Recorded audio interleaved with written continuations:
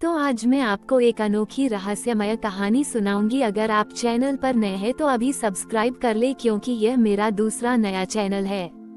तथा कहानी पूरा देखे, अंत में एक अनोखा रहस्य छुपा है। धन्यवाद। तो सुनिए। एक समुद्र तट के किनारे एक छोटा सा गांव था, जहां मछुआरे रहते थे। उन्हीं में से एक था धीवर। धीवर एक कुशल मछुआरा था, लेकिन वह बहुत लालची था। उसे हमेशा सबसे बड़ी मछली पकड़ने और सबसे अधिक धन कमाने की धुन सवार रहती थी। वह अक्सर छोटी मछलियों और अन्य समुद्री जीवों को बिना किसी दया के मार देता था, केवल बड़े मुनाफे के लिए। उसे लगता था कि समुद्र केवल उसकी संपत्ति है और उसे किसी नियम या नैतिकता का पालन करने की आवश्यकता नहीं है। धीवर भगवान शिव को जानता था, क्योंकि उसके गांव के लोग शिव को समुद्र के रक्षक मानते थे। गांव में एक छोटा सा शिव मंदिर भी था, जहां मछुआरे अपनी यात्रा पर निकलने से पहले प्रार्थना करते थे। धीवर कभी कभार मंदिर जाता था, पर उसका उद्देश्य केवल ये प्रार्थना करना होता था कि उसे खूब सारी मछलियां हम मिलें। उसे शिव की करुणा या उनके कल्याणकारी स्वरूप से कोई सरोकार नहीं था।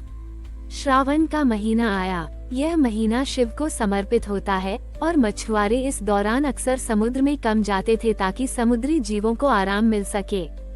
लेकिन धीवर ने इस नियम को नहीं माना।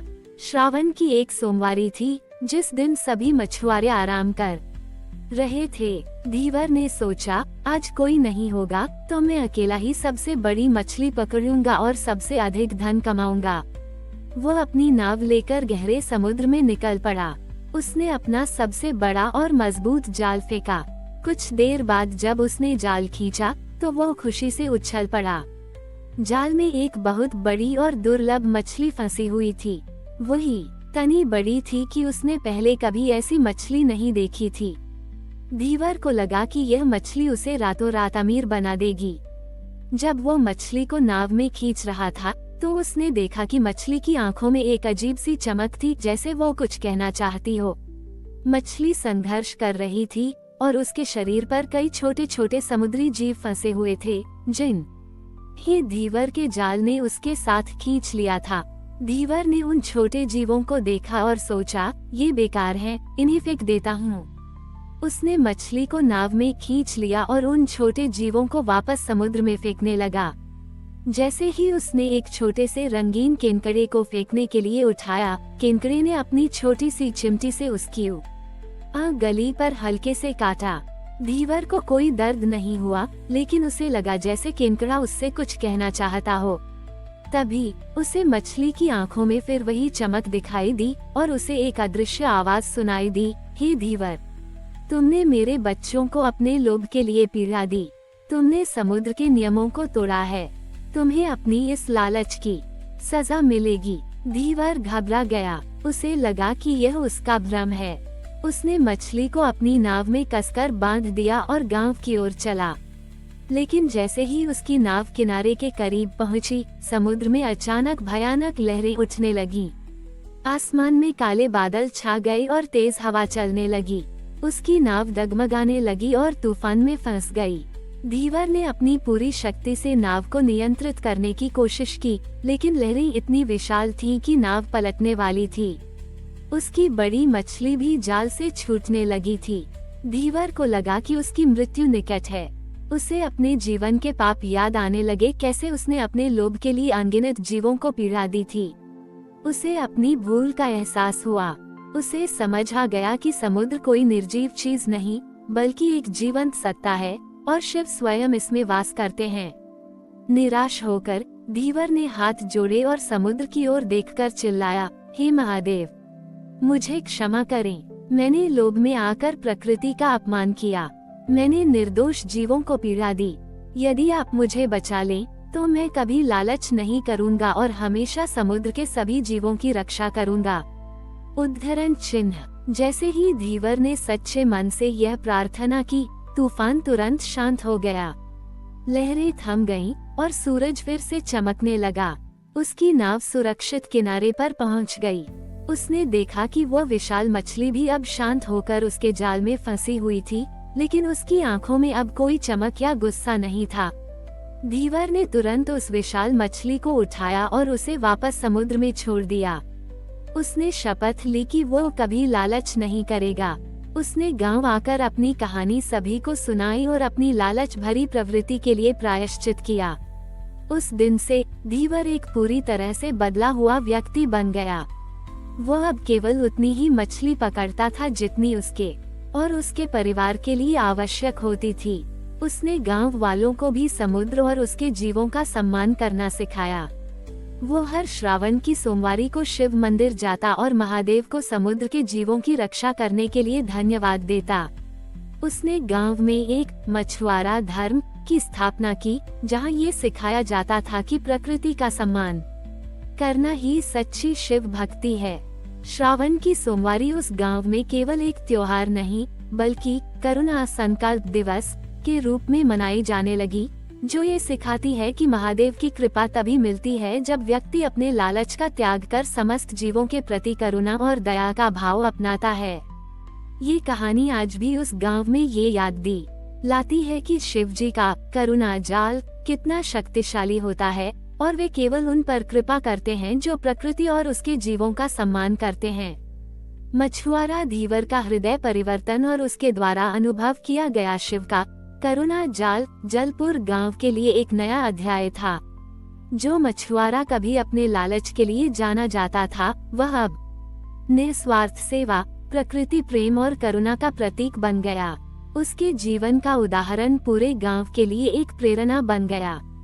धीवर ने अपनी सारी कमाई का उपयोग गांव में समुद्री जीवन के संरक्षण के लिए किया। उसने एक समुद्री जीव अभयारण्य बनवाया, जहां बीमार या घायल समुद्री जीवों का इलाज किया जाता था और उन्हें सुरक्षित रूप से वापस समुद्र में छोड़ा जाता था। उसने गांव वालों को टिकाऊ मछली पकड़ने के तरीकों के बारे में शिक्षित किया। ये सिखाया कि केवल उतनी ही मछली पकड़ी जाए जितनी की आवश्यकता हो और छोटी मछलियों को हमेशा वापस समुद्र में छोड़ दिया जाए। जिस शिव मंदिर में धीवर को बोध हुआ था, उसका गांव वालों ने भव्य जीर्णोद्धार किया। मंदिर के चारों ओर अब एक शांतिपूर्ण उद्यान था, जहां विभिन्न प्रकार के समुद्री पौधे लगाए गए थे। मंदिर को अब करुणा तीर्थ के नाम से जाना जाने लगा, क्योंकि लोग मानते थे कि यह स्थान ही उनके जीवन के परिवर्तन और करुणा के स्रोत का प्रतीक था। करुणा संकल्प दिवस श्रावण की सोमवारी को पूरे गांव का सबसे महत्वपूर्ण और भावनात्मक पर्व बन गया था। इस दिन धीवर स्वयं करुणा तीर्थ में उपस्थित रहता था। वो अपनी कहानी सुनाता था कि कैसे उसके लालच ने उसे विनाश के कगार पर ला खड़ा किया था और कैसे महादेव की करुणा ने उसे एक नया जीवन दिया। इस दिन गांव के बच्चे और बड़े मिलकर समुद्र तट की सफाई करते थे, घायल समुद्री जीवों की देखभाल करते थे और सामूहिक रूप से करुणा जाल की शपथ लेते थे, यानी प्रकृति और सभी जीवों के प्रति दया का भाव रखने की प्रतिज्ञा करते थे। धीरे धीरे जलपुर गांव ने एक नई पहचान बना ली। वो अब केवल मछुआरे का गांव नहीं, बल्कि सद्भाव सागर के नाम से जाना जाने लगा, जिसका अर्थ था सद्भाव का सागर, जहां मनुष्य और प्रकृति के बीच गहरा संबंध था और सभी जीव एक साथ शांति से रहते थे। सद्भाव सागर से कई ऐसे युवा निकले जिन्होंने समुद्री पारिस्थितिकी के संरक्षण और मानवीय करुणा के लिए काम किया। धीवर ने अपने जीवन के अंतिम वर्षों में भी इस करुणा सेवा को नहीं छोड़ा। उन्होंने समझाया कि ईश्वर की सेवा केवल पूजा पाठ में नहीं, बल्कि समस्त सृष्टि के प्रति प्रेम और करुणा में निहित है। जब धीवर ने अपनी वृद्धावस्था में देह त्यागी, तो उन्हें उसी करुणा तीर्थ के परिसर में समाधि दी गई, जहां उन्हें जीवन का सच्चा ज्ञान प्राप्त हुआ था। उनकी स्मृति में एक जीवन चक्र स्तंभ स्थापित किया गया, जिस पर एक मछली और एक किंकड़े का चित्र उत्कीर्ण था, जो जीवन के परस्पर संबंध और करुणा के महत्व को दर्शाता था। आज भी श्रावण की सोमवारी पर सद्भाव सागर के करुणा तीर्थ में करुणा संकल्प दिवस बड़े उत्साह और श्रद्धा के साथ मनाया जाता है। ये केवल एक धार्मिक पर्व नहीं, बल्कि पर्यावरण संरक्षण, सामुदायिक सद्भाव और मानवीय करुणा का एक वार्षिक उत्सव है। इस दिन नई पीढ़ी के लोग धीवर की कहानी सुनते हैं और करुणा जाल के वास्तविक अर्थ को समझते हैं। वे सीखते हैं कि सच्ची समृद्धि और खुशी लालच में नहीं, बल्कि प्रकृति के साथ सामंजस्य स्थापित करने और सभी जीवों के प्रति दयालु होने में निहित है। सद्भाव सागर आज भी इस बात का जीवंत प्रमाण है कि कैसे एक मछुआरे का हृदय परिवर्तन और शिव का करुणा जाल एक पूरे समुदाय को पर्यावरणीय जागरूकता और आध्यात्मिक कल्याण की ओर ले जा सकता है। हमारी और भी आध्यात्मिक एवं अनोखी कहानियाँ देखने के लिए हमारे चैनल पर जाएं तथा धार्मिक एवं पौराणिक अनोखी कहानियाँ हमारे चैनल पर है। कृपया जाके देखें तथा हमारे चैनल को सब्सक्राइब करके रखें और वीडियो लाइक जरूर करें। धन्यवाद।